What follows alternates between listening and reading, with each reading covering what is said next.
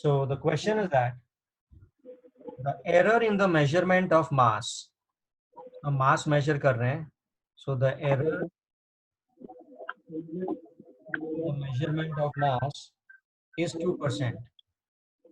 लिखते जाओ, error in measurement of mass is 2%. The error in the measurement of velocity is 3%. मैंने जो velocity measure किया है उसमें जो error है that is 3%. Okay, now the question is how much maximum error is estimated in kinetic energy? How much maximum error is estimated in kinetic energy? मतलब in short, I have to find delta KE by KE. ये हमें निकालना है. And I know that kinetic energy is equals to half into mv square. बताओ. 8%. Okay. हाँ sir 8% आ रहा है. Good.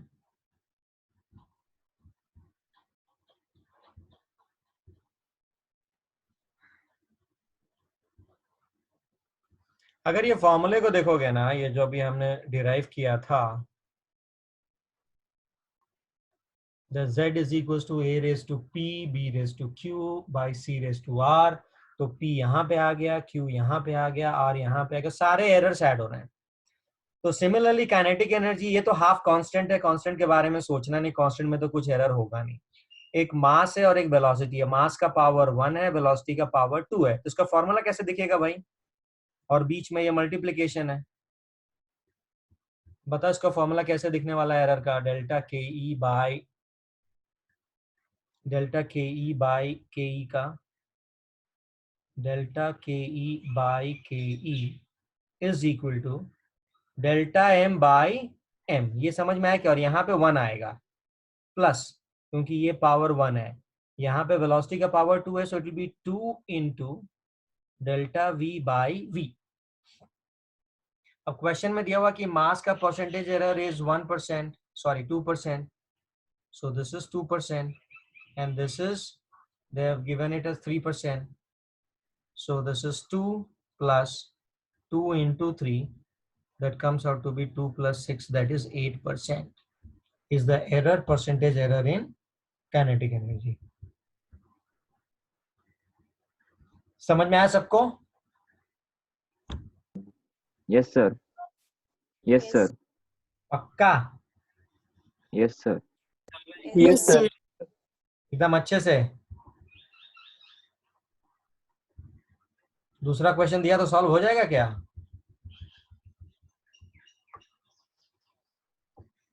Let's see. So the next question is P is equal to a cube into b square by under root of c into d. Now the error in the measurements of a is 1%, b is 3%, c is 4%, and d is 2%. Find the error in P. What is the percentage error in P?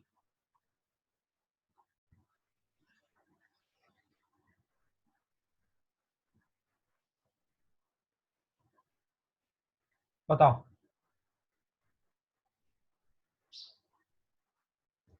Find the percentage error in P. 13%. Good. देखो अब इसको करोगे कैसे? तो हम यहाँ पे इसको लिखेंगे delta P by P is equal to A का पावर 3 है, so it will be 3 times delta A by A. B का पावर कितना है? 2, so it is 2 into delta B by B plus 3 का पावर कितना है? सॉरी, C का power कितना है? हाफ. दिख रहा है ना, ये देखो, कैन यू सी, c का power is, this is under root of c, so the power of c is half, so power नीचे आता है, so this is half into delta c by c plus d का power 1 है, मतलब it will be delta d by d। अभी देखो 3 into a का percentage 1 बोल दिया तो यहाँ पे 1 आ जाएगा, प्लस 2 इंटू b का परसेंटेज 3 बोला तो इधर 3 आएगा, प्लस हाफ ऑफ c का परसेंटेज 4 बोला तो यहाँ पे 4 आ जाएगा, प्लस d का परसेंटेज 2 बोला तो 2 आएगा, so this gets cancel, we get 2, so the first term is 3, second is 6, third is 2 plus 2, so this total comes out to be 13, so the answer is 13%, so the answer is 13। आप में से कितने लोगों ने सुना है significant figures के बारे में? How many of you know about significant figures or have heard about significant figures? Yes, बताइए, सुना है कभी इसके बारे में? Significant figures, yes? Anyone?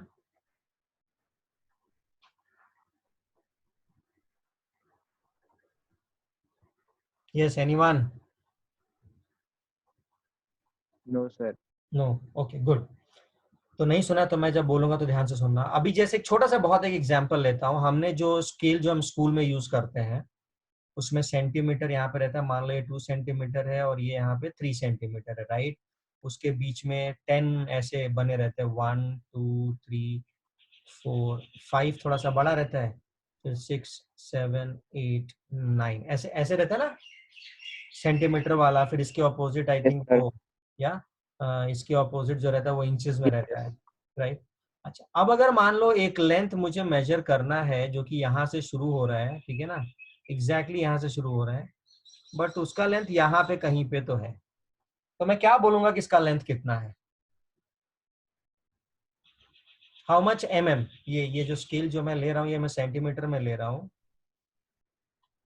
ये सेंटीमीटर में ले रहा हूँ, सो this is 2 centimetre, this is 3, इसके पहले आएगा 1 आएगा, फिर उसके पहले 0 एक आता है करके, ठीक है ना। अगर किसी चीज को मैंने लिया तो यहाँ पे आ रहा है, तो उसको मैं क्या बोलूंगा, इसका लेंथ कितना है? 4.5 mm।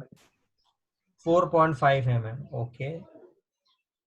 इतनी श्योरिटी के साथ में बोल सकता हूँ क्या मैं कि 4.5 mm है?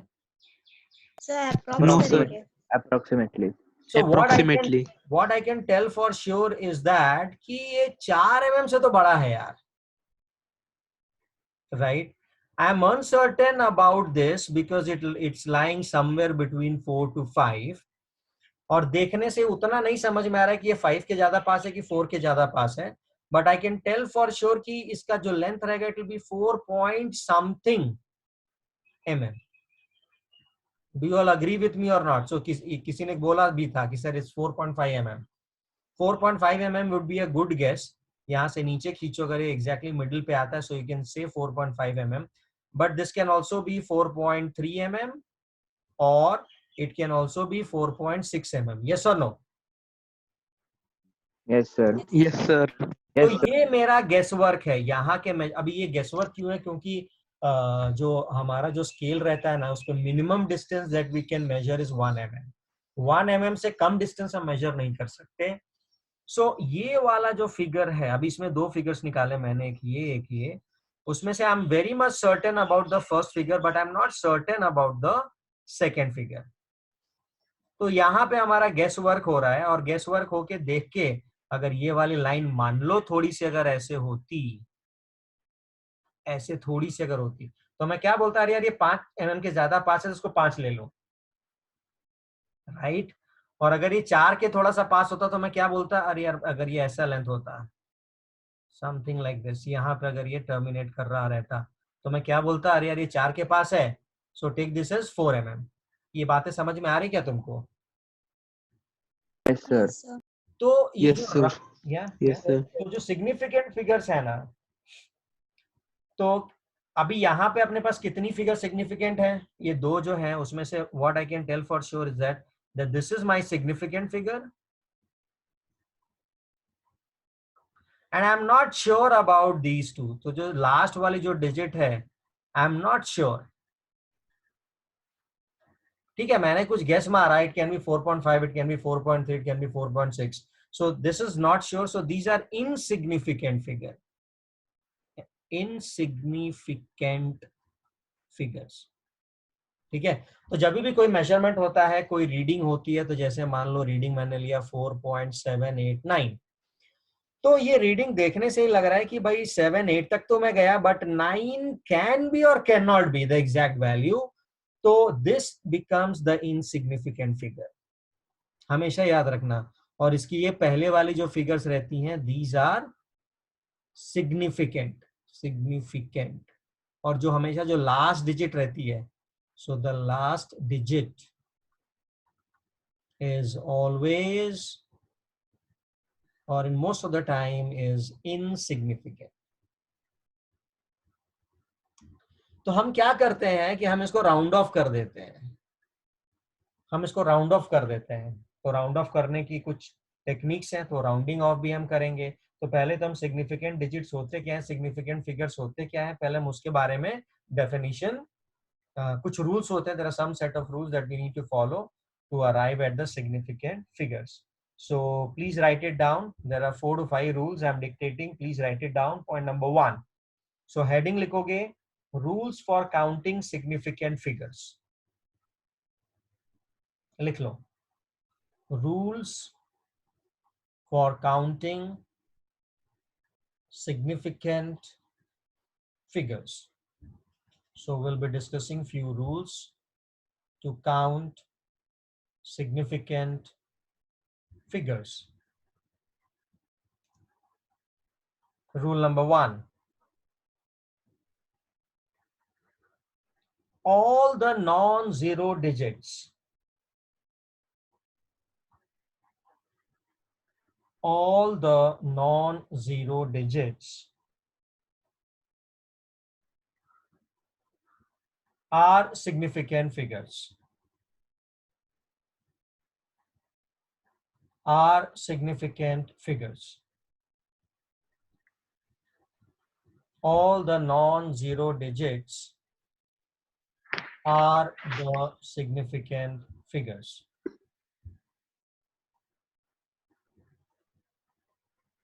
Full stop. In case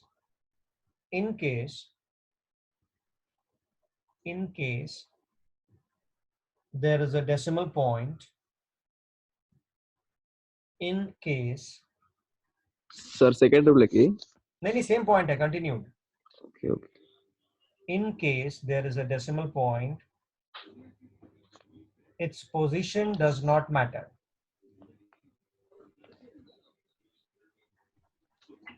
Its position does not matter. ठीक है, तो एग्जाम्पल के तौर पे मान लो मैंने नंबर लिया 42.6868, तो अभी ये जो चार हैं दे आर नॉन जीरो, 4 भी नॉन जीरो, 2 भी नॉन जीरो, 6 भी नॉन जीरो, 8 भी नॉन जीरो है, तो इसके सिग्निफिकेंट फिगर्स कितने हो गए, 4। If I have let's say something like 426.8, ये भी चारों के चारों नॉन डिजिट है, and the position of the decimal does not matter, so here also the significant digits they are 4। समझ में आया क्या? सो I'll repeat the rule once again that we discussed. All the non-zero digits are significant figures.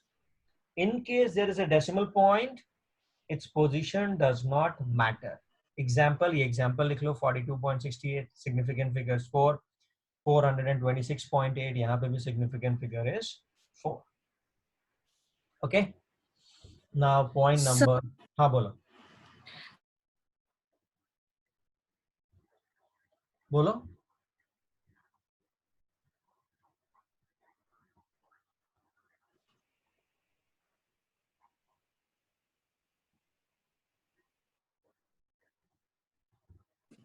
Yes, किसी को कुछ तो doubt था?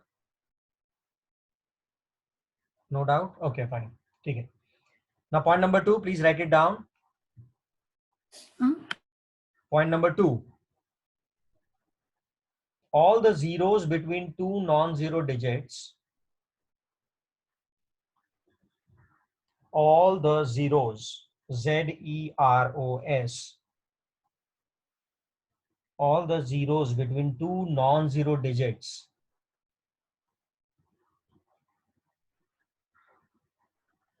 all the zeros between two non-zero digits are significant figures, are significant figures.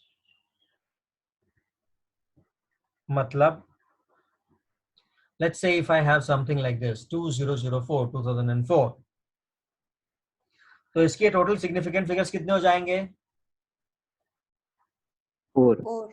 4. ठीक है, सो इसके significant figures 4 हो जाएंगे. अब बीच में देखोगे तो 2 जीरो है, बट उससे कुछ फर्क नहीं पड़ता है बिकॉज ये दो जीरो हैं. This lies between two non zero numbers. So all the zeros between two non-zero digits are significant figures, and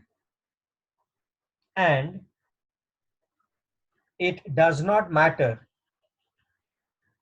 and it does not matter where the decimal point is, and it does not matter where the decimal point is.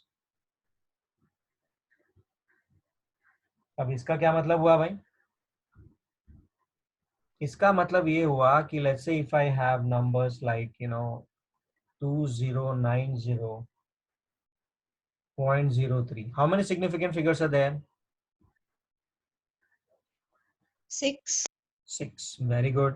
If I have 209003.3, अभी कितने होंगे?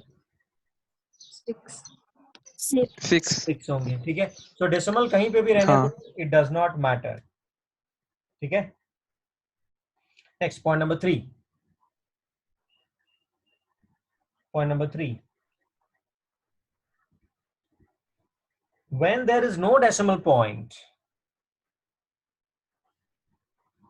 when there is no decimal point,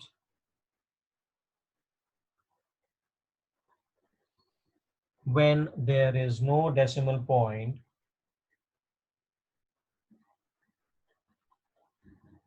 the zeros at the end, when there is no decimal point, the zeros at the end are meaningless. The zeros at the end are meaningless and are not counted, and are not counted as significant figures, and are not counted as significant figures. समझ में आया कि repeat करूं वापस से? Yes, sir, समझ आ गया. फिर से रिपीट करता हूं. When there is no decimal point, okay, when there is no decimal point, the zeros at the end are meaningless and are not counted as significant figures.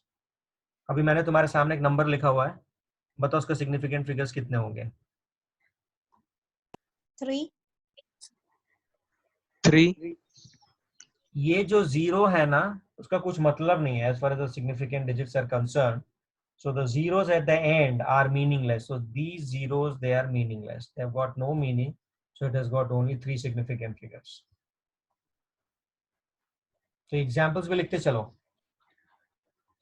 Next point. Next point. Whenever there is a decimal point, whenever there is a decimal point,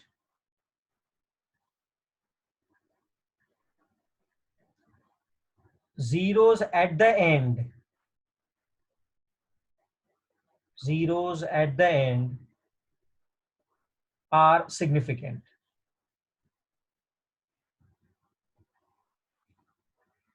zeros at the end are significant. अब कभी कभी क्या होता है, zeros at the end का मतलब नहीं समझ में आता, sir what is the meaning of zeros at the end? तो चाहिए रहेगा तो ब्रैकेट में लिख लो zeros at the end का मतलब. Okay, so zeros at the end means zeros on the right side of the decimal. Zeros at the end means zeros at the right, zeros on the right side of the decimal point.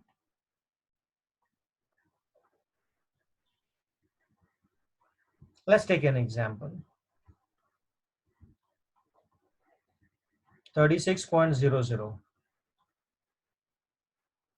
और 0.3600.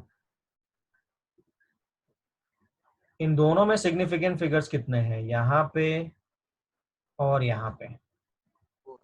First वाले में 4 और दूसरे and वाले में? Second वाले में 5. Second वाले में 5. ओके, नो सर, दोनों में 4. दोनों में 4. Both have two. दोनों में 4. दोनों में 4. Both दोनों में have 4 four. है ना, क्योंकि डेसिमल के बाद जो भी जीरोस आएंगे उनको हमें रिस्पेक्ट देना है. डेसिमल के बाद जो भी जीरो आएगा उसको हमें as a significant figure count करना है. तो यहाँ पे अभी ये तो नॉन जीरो है, 36 इज नॉन जीरो, तो ये तो है ही, 36 तो है ही, प्लस साथ में ये 2 जीरो हैं. सो this is got 4 significant figures. यहाँ पे ये 36 है प्लस उसके साथ में ये 2 जीरोस हैं, तो यहाँ पे भी 4 सिग्निफिकेंट फिगर्स हैं. ये चीज याद रखना, ठीक है. सो दोनों में 4 सिग्निफिकेंट फिगर्स हैं. सो 36.00 और 0.3600 नंबर ऑफ सिग्निफिकेंट फिगर्स 4 हैं. ओके, समझ में आया Yes. क्या? Yes, sir. या नेक्स्ट पॉइंट लिखो. Whenever there is a decimal point,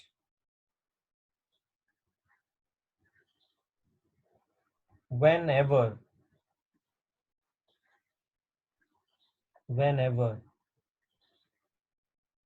there is a decimal point, initial zeros after the decimal point, whenever there is a decimal point, the initial zeros after the decimal point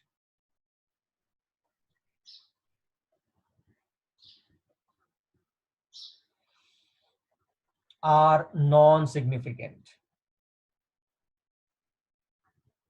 Are non-significant.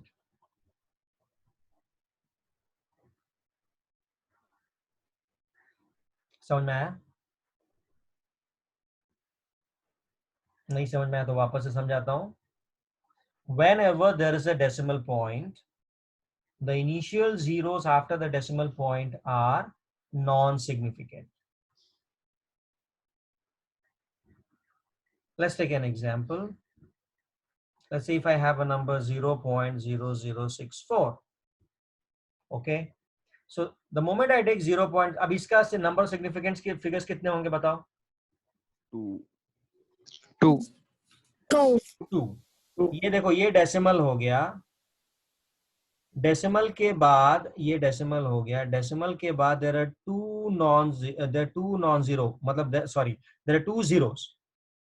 So decimal के बाद के जो zeros हैं उनको significant figure में नहीं लेना है. This is what I said. Whenever there is a decimal point, the initial zeros after the decimal point, so these are the initial zeros after the decimal point, are non-significant. So this is non-significant. तो significant figures यहाँ पे कितने हो गए? 2. सो 64 में जो है एक 6 और दूसरा 4, यही 2 सिग्निफिकेंट फिगर्स हैं. सो whenever there is a decimal point, initial zeros after the decimal point are non-significant, that is zeros on the left of the non-zero number. ये तो 0 है, non-zero के लेफ्ट में आ रहा है, और ये डेसिमल के राइट हैंड साइड पे आ रहा है, ये नॉन सिग्निफिकेंट है. समझ में आया क्या? Yes. अब अगर मैं आपको बोलूं कि 0.0000234, इसमें कितने सिग्निफिकेंट फिगर से बताइए जरा। 3. 3. 3। ये जो जीरोस हैं बीच के, these are non significant. Significant कितने हैं? ये नंबर्स। ये तो पॉइंट है ना, decimal point. Decimal point left side में है, और ये जो है ये नॉन जीरो नंबर्स हैं। इनके बीच में जो जीरोस आ रहे हैं, दीज आर नॉन सिग्निफिकेंट। तो ये अपने सिग्निफिकेंट फिगर्स हो गए। तो सिग्निफिकेंट फिगर्स कितने हो गए? 3। So how many significant figures are there? 3। समझ में आया सबको? Yes, sir. Yes, sir. Yes, sir. Good good good good. Now next point लिख लो भाई। Next point says that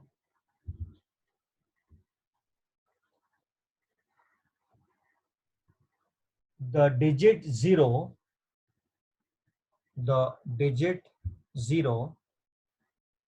conventionally put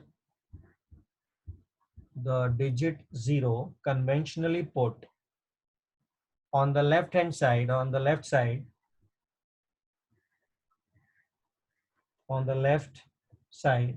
of a decimal point,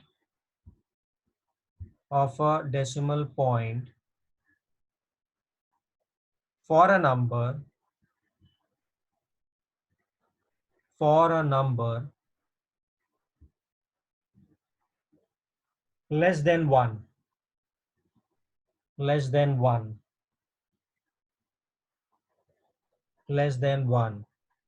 is never significant.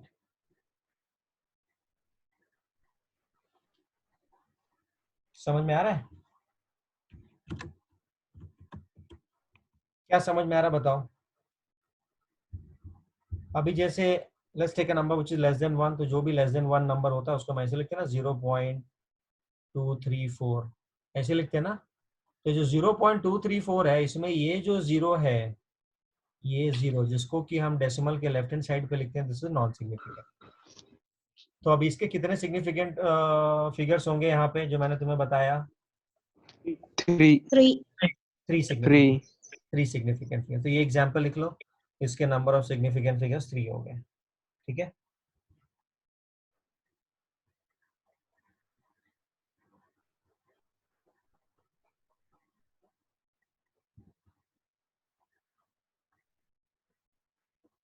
Next point लिखो।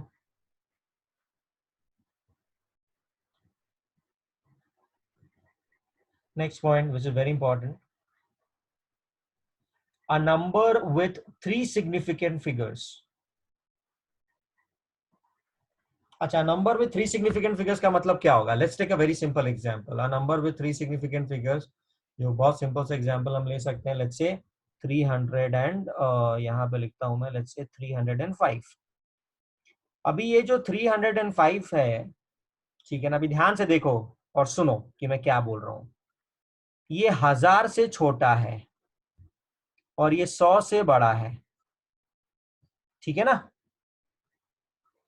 तो this number, a number with 3 significant figures, indicates an accuracy of, please write it down, it indicates an accuracy of, a number with 3 significant figures indicates an accuracy of, यहाँ पे लिख रहा हूं, 1 part in 100 or 10 raised to 2 TO 2 10 raised to 3। समझ में आ रहा है? अगर कोई भी नंबर, तो अभी हम हमेशा देखेंगे कि जो नंबर आ रहा है वो 10 के पावर्स में से कितने भी, से for example let's say if I give you number 4098, okay. तो अभी जो 4098 है, ये किसके किसके बीच में लाई करेगा? This will definitely be greater than 10 raised to 3 and it will be less than 10 raised to 4। नहीं सॉरी, उल्टा लिख गया मैं, या 10 raised to 4। तो इसका एक्यूरेसी क्या होगा? सो इस नंबर की एक्यूरेसी हो जाएगी 1 पार्ट इन 10⁻³ से लेके 10⁻⁴। ये इसका एक्यूरेसी होगा। 1 पार्ट इन 10⁻³ का मतलब है जो लास्ट जो डिजिट है ना वो इसका इनएक्यूरेट है। कहने का मतलब इफेक्टिवली वही रहता है। ये बात समझ में आ रही सबको?